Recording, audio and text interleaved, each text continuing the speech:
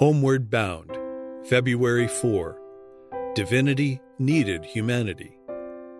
And the Word became flesh and dwelt among us. John 1, verse 14.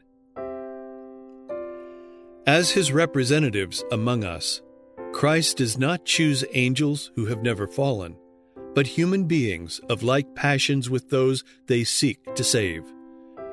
Christ took upon himself humanity that he might reach humanity. Divinity needed humanity, for it required both the divine and the human to bring salvation to the world. Divinity needed humanity that humanity might afford a channel of communication between God and mankind. So with the servants and messengers of Christ, we need a power outside of and beyond ourselves to restore us to the likeness of God and enable us to do the work of God.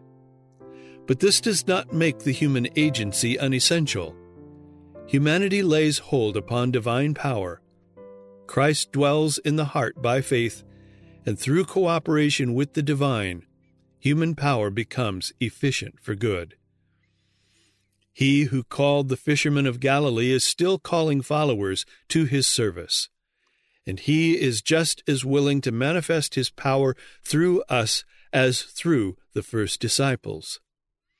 However imperfect and sinful we may be, the Lord holds out to us the offer of partnership with himself, of apprenticeship to Christ.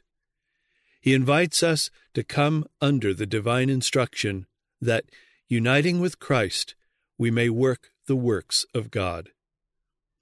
We have this treasure in earthen vessels, that the exceeding greatness of the power may be of God and not from ourselves. This is why the preaching of the gospel was committed to erring mortals rather than to the angels. It is manifest that the power which works through the weakness of humanity is the power of God, and thus we are encouraged to believe that the power which can help others as weak as ourselves can help us. And those who are themselves compassed with infirmity should be able to have compassion on the ignorant and on them that are out of the way. Having been in peril themselves, they are acquainted with the dangers and difficulties of the way, and for this reason are called to reach out for others in like peril. There are souls perplexed with doubt, burdened with infirmities, weak in faith, and unable to grasp the unseen.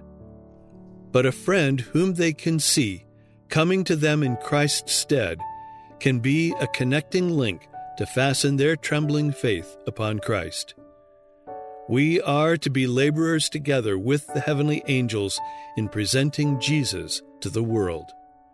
The Desire of Ages, pages 296 and 297.